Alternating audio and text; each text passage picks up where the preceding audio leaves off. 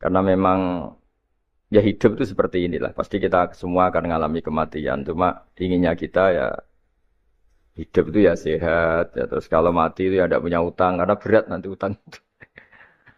Saya tidak tahu fikihnya itu. Kalau utang pribadi itu hisapnya berat. Kalau utangnya lembaga itu gimana ya? Dihitung salahnya direkturnya, apa dihitung salah karyawan yang minta naik apa? Gaji. Saya tidak tahu. Kayak utangnya Indonesia itu yang disalahkan itu menterinya apa presidennya. Apa yang selalu mengajukan gaji 13.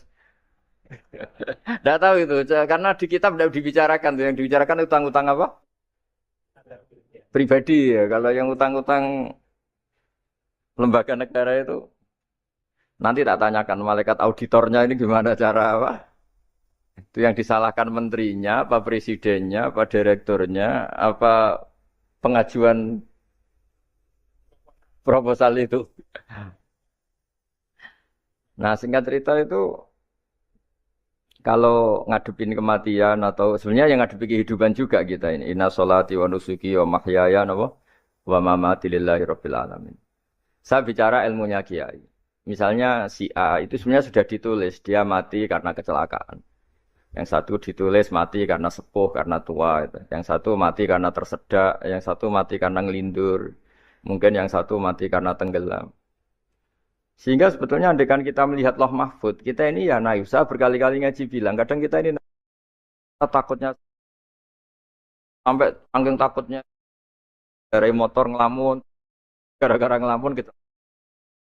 Andekan malaikat tuh kok suka bully, tawain gitu. Kamu catatannya kecelakaan kok yang kamu takuti apa?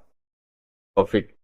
Yang sejarah misalnya kita pernah hidup tanamkan kebencian sesat itu terus ke bawah. Anak cucu kita dikandani jogeman cocok wong iku musuh bapakmu, mbahmu itu. Sehingga anak cucu itu dendamnya diwariskan. Wong dendam kok dia apa? Wariskan. Termasuk utang itu. Ketika kita jabat ingin rumah sakit ini mewah, terus pikirannya kok isdadi, aku seleren semikir direktur berikutnya. Itu tidak tahu itu nanti hisapnya ke siapa. Saya ulang lagi ya. Maka dalam satu ayat dikatakan laqad kunta fi ghaflatin min hadza fakashafna anka ghita'aka fabasarukal yauma hadid. Manusia ketika di dunia itu dianggap tidur. Tidur itu dengan tanda kutip itu bodoh. Bodoh itu tidak tahu. Fakashafna anka ghita'aka. Nanti setelah kamu mati itu pinter. Tapi ketika Anda pinter sudah meninggal, sudah tidak bisa memperbaiki kesalahan-kesalahan kita. Nah, kenapa kita dikatakan sekarang ini tidur? Karena kita ini sering menyaksikan sesuatu yang sebetulnya tidak ada hubungannya dengan kita. Tidak ada hubungannya dengan kebutuhan kita. Misalnya kita ngelamun, berkhayal, ingin hidup kaya raya, sejahtera, jabat, orang lain anak buah semua. Ternyata itu nggak penting ketika kita di akhirat. Yang penting adalah Anda meninggal dalam keadaan menghamba kepada Allah Subhanahu wa Ta'ala. Saya berkali-kali ngaji kalau saya berkali-kali bilang, andai kan hati kita nanti direkam Allah, nanti di akhirat sudah direkam. Orientasi kita direkam nanti. Pak Agus misalnya ingin punya mobil, punya rumah mewah, punya apa. Terus orientasinya gitu. Di depan Tuhan yang menyuruh kita, mensyariatkan kita, inginnya itu ya jadi hamba Allah terbaik, jadi kekasihnya Allah, jadi hamba yang bersujud, dari hamba yang bersedekah. Jadi ini kan tidak sambung. Ada cita-cita versi Allah yang dianjurkan Allah, yaitu bercita-cita jadi hamba yang soleh, yang bermanfaat, yang memanfaati orang banyak. Kemudian ini ada cita-cita yang hadzun nafsi, ingin mapan, semua orang anak buah. Hal-hal seperti ini itu harus kita jaga, jangan sampai terjadi. Makanya di semua kitab, pertama mendahulukan bab niat. Niat itu ya faman kana hijratuhu ilallah wa rasuli, fa hijratuhu ilallah wa rasuli. Orang baik itu orang yang orientasinya itu menuju Allah Subhanahu wa taala. Lalu yang kurang baik adalah orang yang orientasinya itu ya harta, perempuan, pokoknya inginnya itu hal-hal yang kepentingan dirinya sendiri. Nah, lalu kenapa kita kadang nggak tahu? Ya nggak tahu itu karena tadi kita kalau nggak wiridan itu nggak punya efek samping kan. Tapi kalau kamu nggak punya uang kan terus lemes. Karena ngerti itu terus uang itu penting, wiridan nggak penting. Nah dari kesimpulan itu sebenarnya kita menjadi bodoh. Karena menjadi bodoh ketika Anda meninggal ternyata uang ini nggak penting, Wiridan ini penting, tapi tahu kita terlambat setelah kita meninggal. Nah, di sini saya ingin mengingatkan apapun kondisi kita, yang jelas itu ingat selalu kepada Allah Subhanahu wa taala. Caranya ingat gimana? Kata Nabi, kamu bayangkan musibah yang lebih ekstrim, kamu akan tahu yang kamu alami itu ahwanu wa aisar. Yang kamu alami itu ringan sekali. Ringan seringan-ringannya. Saya beri contoh ya, kalau Anda belajar, kalau dalam bahasa pondok itu falak, mungkin kalau bahasa umum itu apalah ilmu apa. Misalnya orang ahli meteor, ahli apalah, ahli perbintangan. Ketakutannya pasti benda langit ini jatuh, kemudian menimpa bumi. Nanti kalau Anda ahli biologi, itu takutnya bumi ini likuifaksi, karena sumber daya alamnya sudah begitu dikeruk, dimanfaatkan. Nanti yang ahli teroris atau yang ahli ekstremis itu takutnya itu ada teroris. Yang ahli sosiologi takutnya Indonesia itu chaos. Kalau chaos ya saling bunuh, saling apa. Jadi semuanya ini ketakutan ini semuanya mengarah terhadap kematian. Kecelakaan lalu lintas ya menjadikan orang mati. Likuifaksi kayak kemarin di Sulawesi ya iya, gunung meletus, gempa, tsunami. Nah, ketakutan yang menjadikan kematian sebenarnya banyak. Kalau baru tsunami aja ya orang takutnya ke tsunami. Nanti kalau ada kematian gempa ya takutnya gempa. Kalau temanya COVID ya takutnya COVID. Terus kalau ada tetangga mati karena ngelindur ya baru gue nak turu hati-hati nggak nak mati ngelindur. Jadi, nah masalahnya kan kita tidak tahu, nggak tahunya itu. Ya tadi takutnya COVID ternyata catatannya itu mati kecelakaan. Takutnya kecelakaan ternyata matinya itu ngelindur. Kan kita tidak pernah tahu. Dari tidak pernah tahu itu kemudian agama datang dengan anjuran, sudahlah kamu tawakal bahwa semua urusan kamu di tangan Allah Subhanahu wa taala. Inna sholati wa nusuki wa mahyaya wa mamati lillahi rabbil alamin la syarikalah. Yes, ibadah kita, salat kita, hidup kita, mati kita semua di tangan Allah Subhanahu wa taala. Sehingga dengan berpikir begini ini melihat COVID itu ya kayak melihat potensi kematian yang lain kayak karena gempa, likuifaksi, kecelakaan, karena ngelindur, karena macam-macam. Kenapa saya membuat apa atau menyarankan ya supaya orang berpikir demikian, supaya bersyukur bahwa kita ini dihimpit, disekelilingi penyebab kematian tadi. Kalau kita ahli meteorologi mungkin takutnya itu asteroid jatuh, terus kemudian meteor jatuh yang nggak habis digesek oleh sistem alam, terus macam-macam. Yang ahli gempa juga takutnya gempa, yang ahli tsunami takutnya tsunami, yang ahli sosial takutnya Indonesia chaos, kemudian saling apa? Bunuh, saling apa, dan sebagainya, dan sebagainya. Nah, dengan keadaan seperti ini, kita ini baik sekali. Bukan sekedar baik, baik sekali. Kita tidak mengalami chaos sosial, kita tidak mengalami likuifaksi, kita tidak mengalami benturan benda langit di bumi kita. Karena itu sekali terjadi, bukan satu dua lagi, tapi habis seluruh Indonesia, mungkin seluruh dunia. Nah, di sini cara Allah membuat kita selalu bersyukur bahwa hal-hal itu tidak terjadi. Jadi ada sebuah ayat yang Allah selalu mengingatkan, Aamintum man fis sama ayakhsifa bikumul ardo fa idza hiya tamur. Kamu mbok yo sekali-kali berpikir, bumi ini justru potensinya itu likuifaksi, potensinya itu hancur karena di bawah itu ada magma, ada apa minyak, ada macam-macam. Ini kan di bawah ini kan ngerongkong cara Jawa itu karena diambilin terus.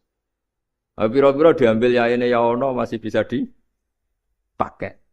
Belum sistem bumi sendiri wafil arti kita mutajawirat, bumi sendiri itu berupa lempengan-lempengan.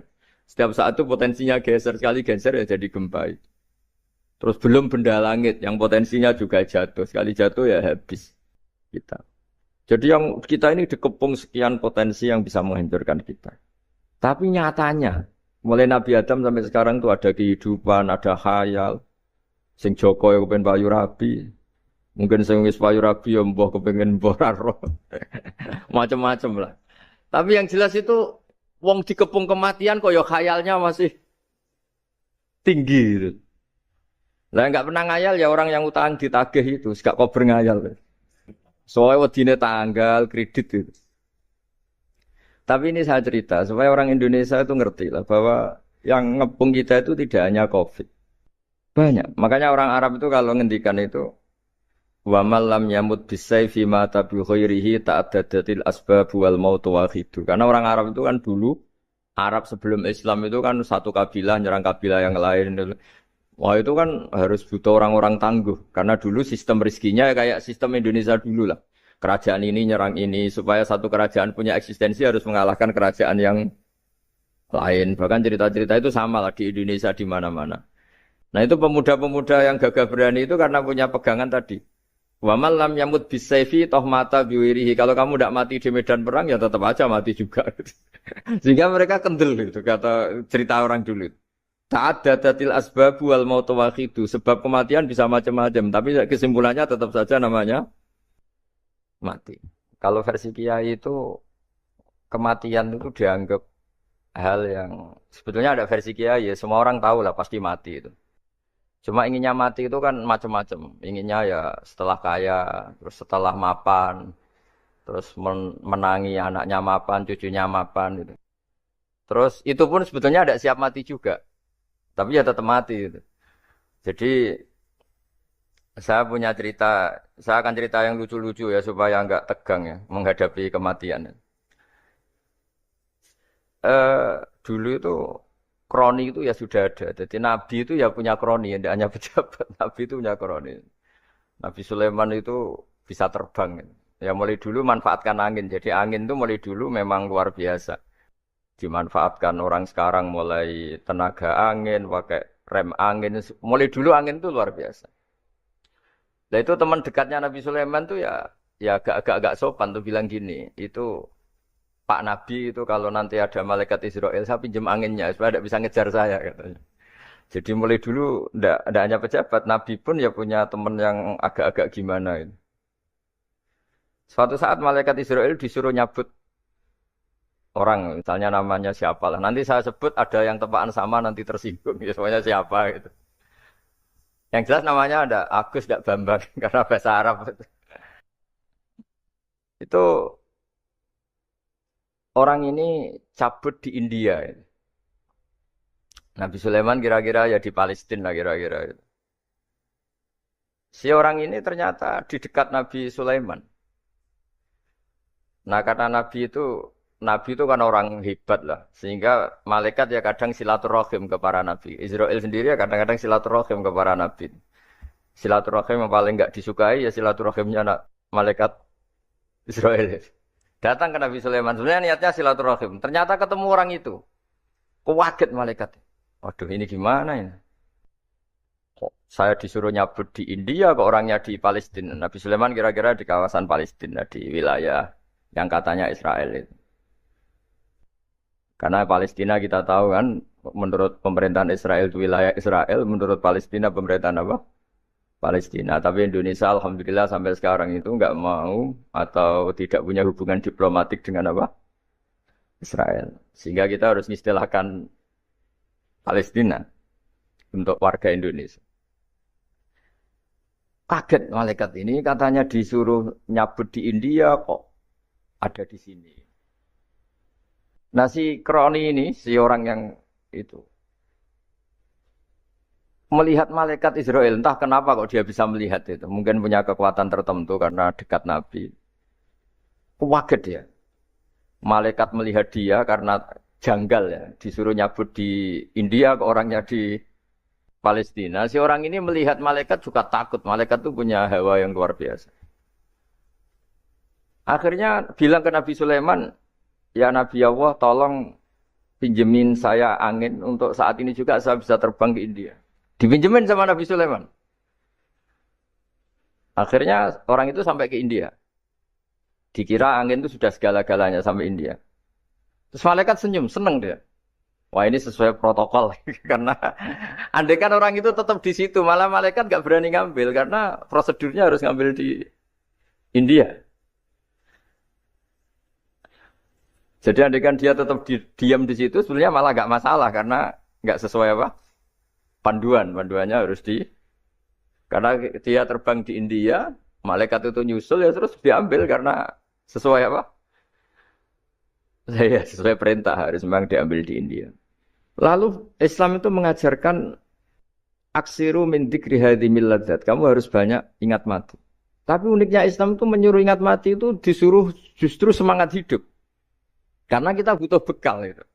Jadi kalau kamu ingat mati itu jangan terus loyo, terus nunggu takdir mati itu ndak, malah disuruh semangat.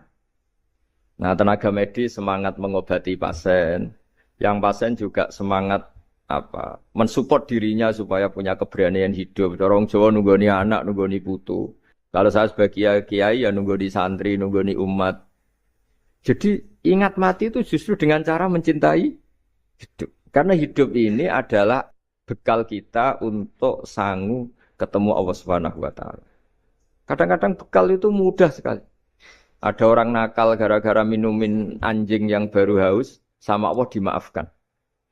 Ada orang yang pulang dari tempat kerjanya, ada duri di tengah jalan, disikirkan takut kena orang, diampuni Allah, akhirnya menjadi ahli apa?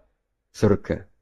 Ada orang yang kerja untuk orang tuanya, kemudian orang tuanya dicukupin menjadi ahli surga. Bahkan ada ahli surga itu ceritanya itu, tapi ini jangan dicoba. Ada orang sudah jelas niat, nyon sewu niat zina. Sudah tinggal itu terus mikir dia. Saat itu takut Allah gak jadi.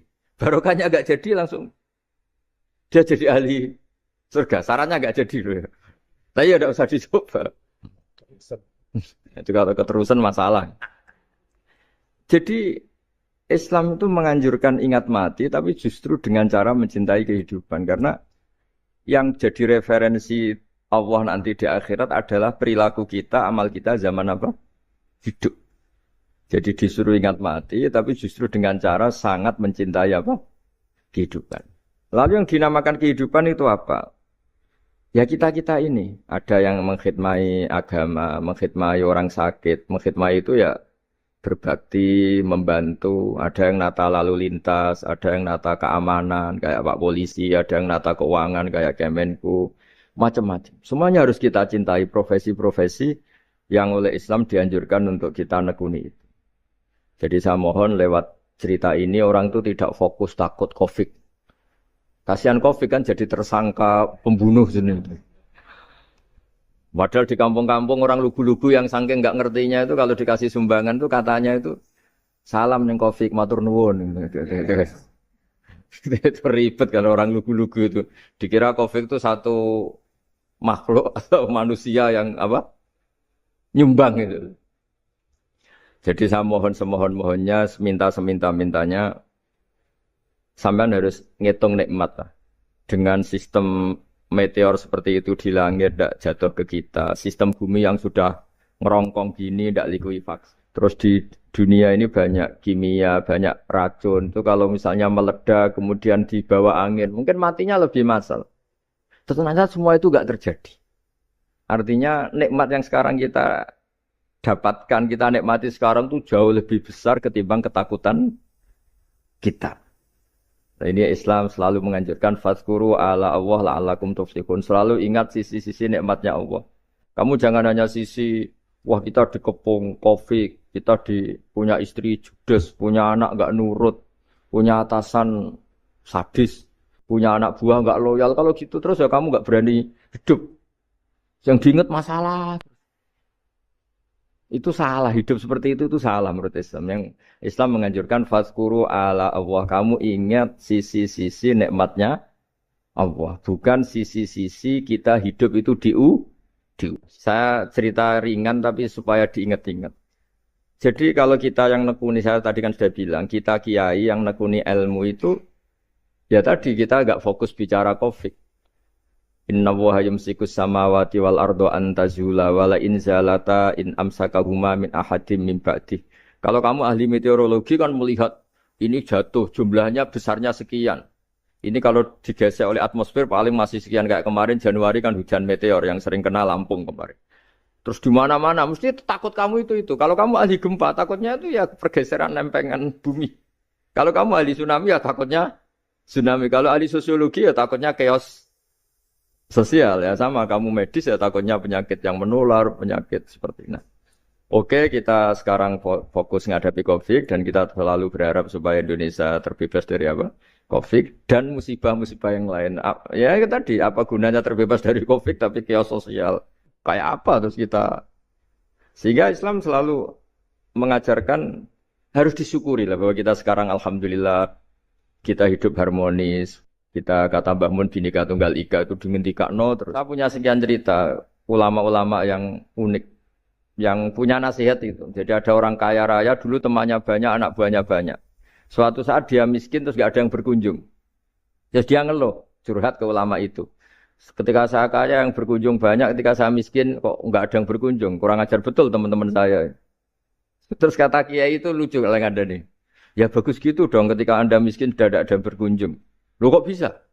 Ya misalnya kamu sekarang jadi buruhnya orang, pas disuruh-suruh, dibentak-bentak, terus teman kamu udah datang, malah kamu jadi tontonan toh. Mendingan nggak udah datang, jadi kamu ketika buruh orang nggak malu, karena teman-teman kamu sudah tidak datang. Ya alhamdulillah kalau gitu ya. Jadi dulu satu hal yang dia dulu nganggap problem, ya kan kalau kamu misalnya dulu kaya, temannya banyak, jabat, terus yang takut banyak. Ketika sudah miskin, Yun Sawu jadi buruhnya orang, disuruh-suruh, terus teman kamu tetap udah datang. Siap nggak ada? Siap datang apa siap nggak datang? Lebih siap nggak datang sebetulnya kan? Karena nggak jadi tonton. Akhirnya dia sadar. Ya gitu kalau dikeluhin istri saya ini judes, ya sering marahin gini-gini. Ya bagus dong marahin kamu. Kalau marahin tetangga malah masalah. Coba kamu punya istri kalau marahin orang lain pusing nggak? Mendingan marahin. Jadi pokoknya dilatih terus. Lama-lama dia bersyukur. Nah termasuk cara kita melihat kehidupan. Ada doa Rasulullah SAW yang luar biasa. Ya Allah, jadikan kehidupan ini sebagai penambahan saya untuk berbuat baik. Wal mau tarohatan li min kulli syarrin. Kalau engkau takdir mati ya anggap mawon ini mati itu berakhirnya semua potensi keburukan saya. Orang itu kan potensinya dua, buruk betul atau potensi buruk. Mungkin sekarang kita tidak korupsi, tapi saja suatu saat kita korupsi. Mungkin sekarang kita tidak salah, suatu saat potensi salah. Dan mati itu mengakhiri itu semua. Makanya saya berkali-kali cerita kalau ngaji, kalau orang-orang alim NU itu kalau ada bajingan mati tetap dia seksa ini baik dia. Itu tetangganya nggak mau semua. Wong bajingan udah darani baik. Tapi kiainya ngotot. Harus disaksikan kalau ini baik.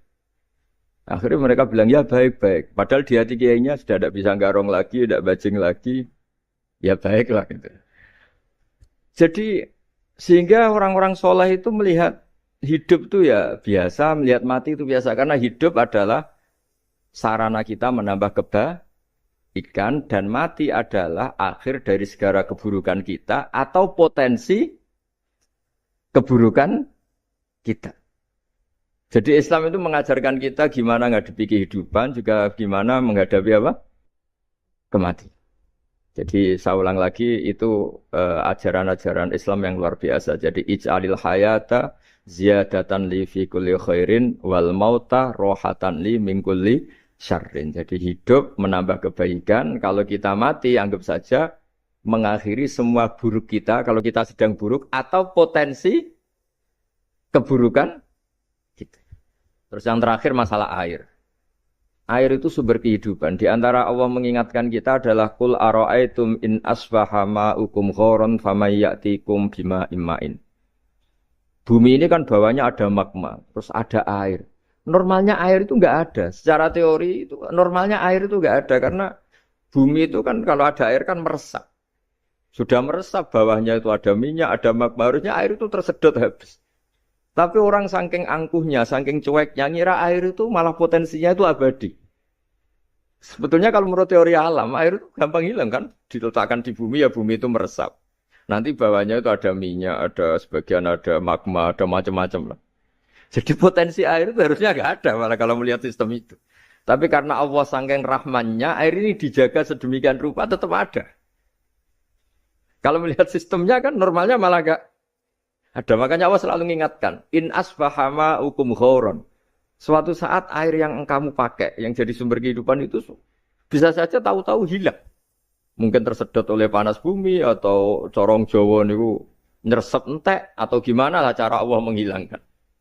Famay ya'tikum bima immain. Lalu siapa yang bisa mendatangkan air itu lagi? Ini kata para hafid, ini yang kata guru-guru ya termasuk yang dikatakan Pak Mukhtar ini. Nanti orang harus ngondikan menjawab Allahu Rabbul Alamin. Hanya Allah sendiri yang bisa mengatur air ini selalu ada. Itu Pak, kalau kamu pikir kan air kamu sokkan di bumi kan mesti langsung hilang, meresap ke bumi. Bumi ada bawahnya lagi, ada bawahnya lagi. Dan mungkin yang paling bawah mungkin tomak, harusnya itu nggak ada. Tapi Allah saking sayangnya mengatur sistem, air itu ada dan tersedia. Tapi ketika orang terlalu cuek dan angkuh, sampai lupa syukur tersedianya apa? Air itu Allah mengingatkan, disuruh bayangkan. Kul aro'aitum. Coba bayangkan kalau in asfahama hukum. Tadi kan ada khataman ya, saya ikut terima kasih. Bayangkan kalau air suatu saat itu ghauron menjadi hilang. Fama ya'tikum bima imai. Jadi saya tidak bisa spesifik memberi nasihat tentang kopi karena ya tadi yang bisa membunuh banyak. Ya tsunami ya bisa bunuh, gempa bisa bunuh, likuifaksi bisa bunuh, jatuhnya benda lain kita bisa bunuh.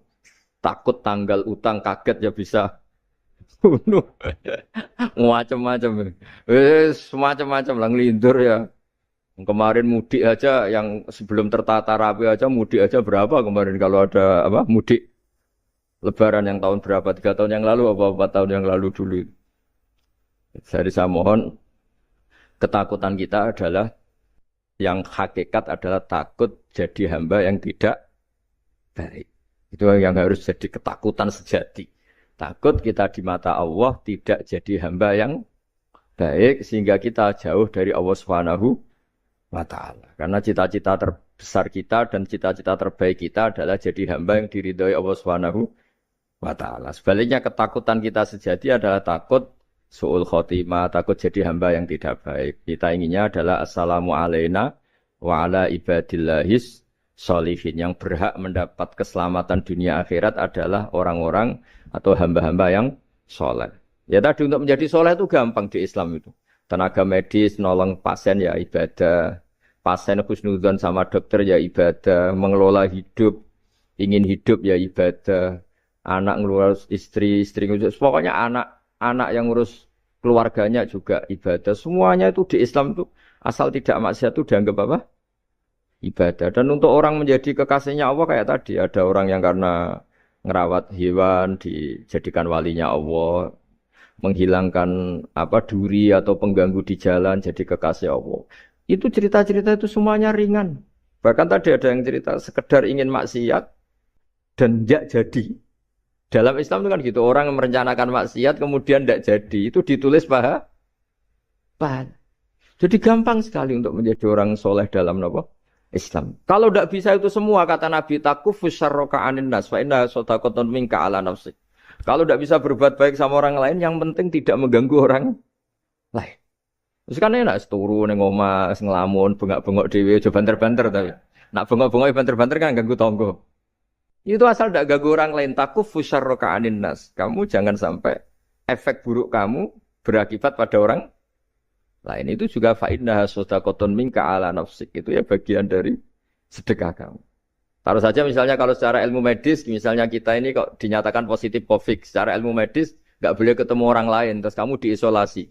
Kamu niatin ketika diisolasi itu tidak menularkan bahaya kepada orang lain. Itu juga ibadah. Jadi ibadah itu gampang sekali, mudah sekali. Karena agama ini yuridu wa bikumul yusra wala yuridu bikumul usra. Agama ini mudah bukan sulit. Ya, mohon maaf tadi saya nggak bisa datang yang jam 11 karena saya tadi malam hormat di Jogja, acara 7 harinya Kiai Jatabek tadi pagi baru datang. Tapi saya mohon pokoknya yang seneng ya hidup itu yang seneng, diberi kesempatan hidup sampai sekarang itu yang seneng. Jangan karena teman kamu meninggal terus akan-akan ini teman saya meninggal, paling saya besok. Kok kamu tahu? Nyatanya besok hidup lagi, besoknya ya hidup lagi sampai sekarang ya masih hidup. Sudahlah mensyukuri yang ada, jadi sudah saya mohon syukur itu penting lah ini syakartum lazidanakum. Justru dengan kita syukur itu insyaallah segalanya akan tambah baik, tambah apa? Baik. Nggih, matur nuwun ngapunten ingkang kathah. Assalamualaikum warahmatullahi wabarakatuh.